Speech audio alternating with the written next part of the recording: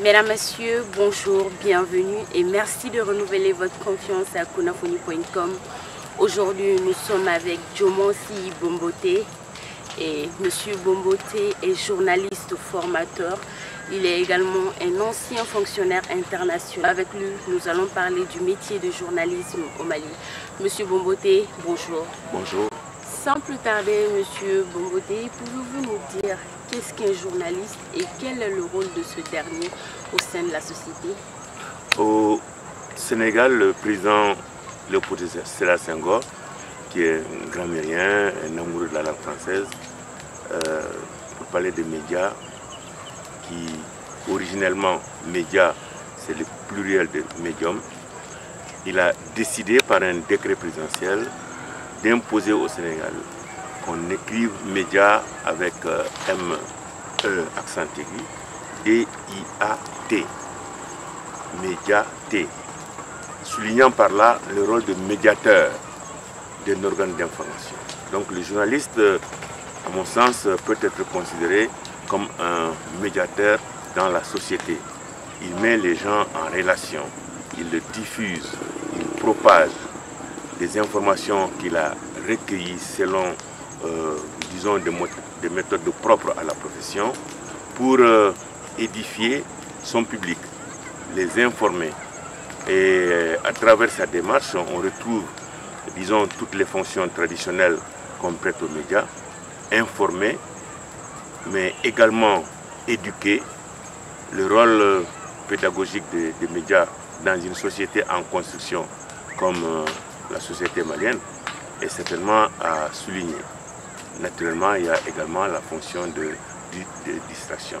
En fonction du contexte, on peut mettre l'accent sur telle ou telle fonction, mais disons que, grosso modo, le journaliste est un médiateur dans la société. Il y a une image qu'on pourrait également employer, vous êtes bien placé pour le savoir, lorsque nos mamans, nos épouses, nos soeurs, nos enfants font la cuisine, souvent ils utilisent un instrument qu'on appelle sunkala, je suppose. Et c'est avec cet instrument on remue la sauce pour l'homogénéiser. Je pense que le rôle du journaliste peut être comparé un peu à cela. Il fait ce rôle d'agitation pour mettre toutes les parties de la société ensemble, donc médiateur, et ainsi un public informé est à même de prendre des décisions, et à même de se conduire, et à même de connaître sa place dans la société.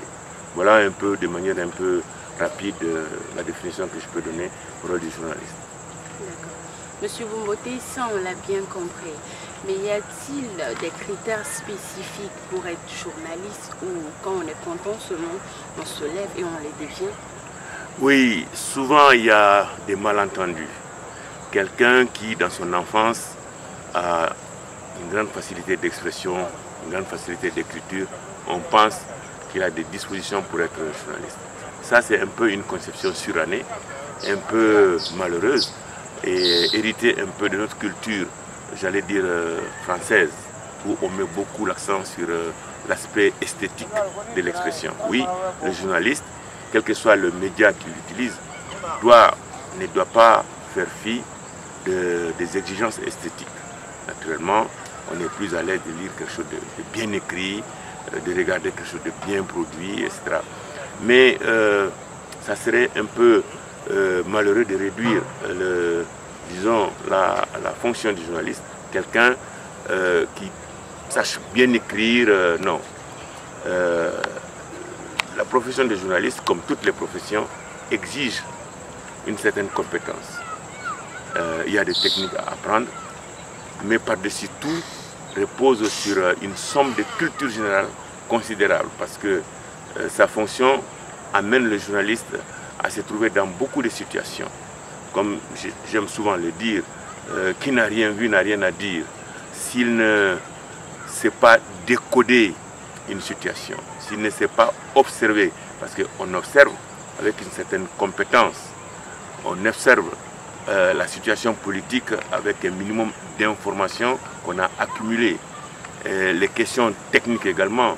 Si je dois parler de la situation économique du Mali, si je dois parler de la situation religieuse du Mali, il y a un minimum de connaissances techniques qui relèvent de la culture générale que le journaliste doit acquérir.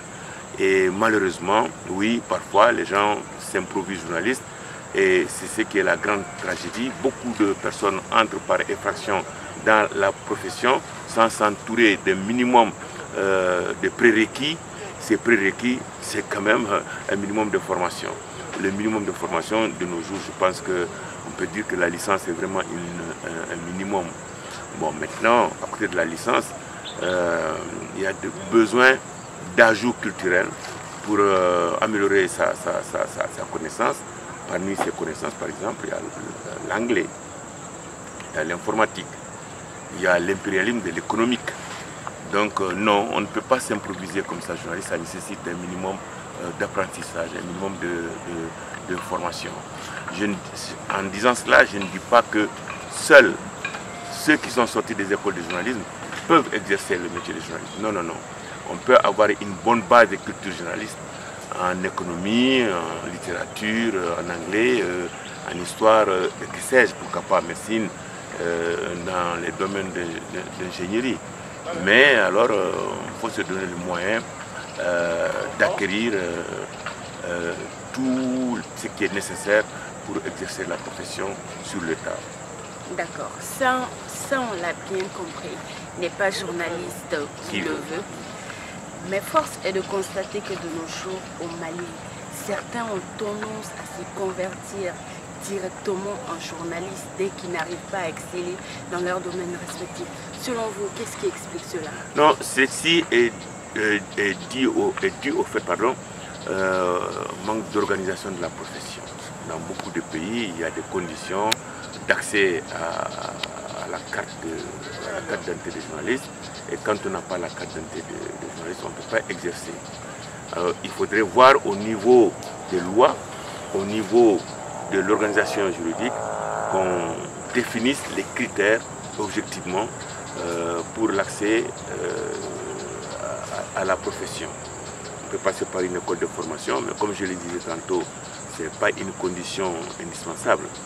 Mais on peut exiger un minimum de niveau d'instruction pour pouvoir prétendre à cela. Mais il est absolument indispensable que la profession s'organise d'abord et que cette organisation soit accompagnée, j'allais dire, d'un environnement juridique pour encadrer l'exercice de la profession. Il faut des lois, il faut que les lois déterminent les conditions d'accès à la profession.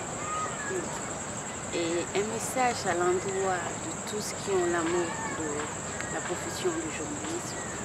Mais je pense que dans l'exercice de cette profession, il faut se méfier de ce que je pourrais appeler l'illusion de la transparence, l'illusion de la facilité.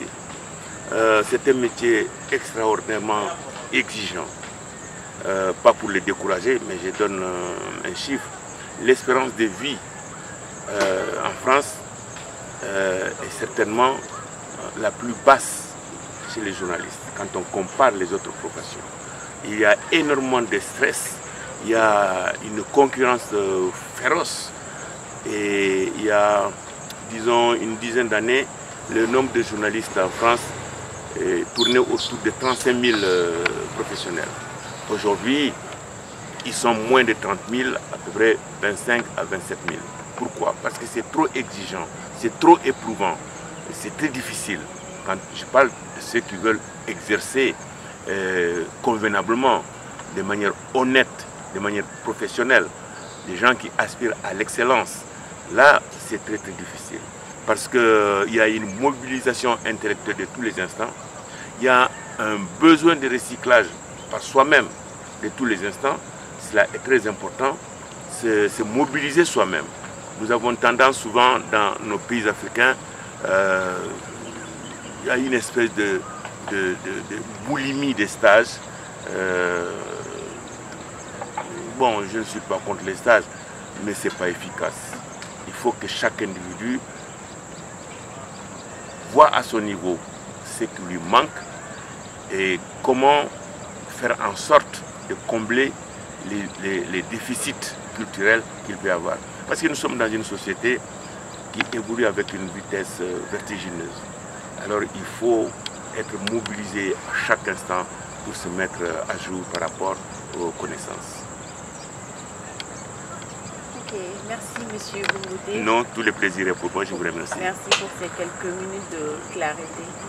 Voilà, vous l'aurez compris, c'est tout pour cette interview. Merci, à bientôt.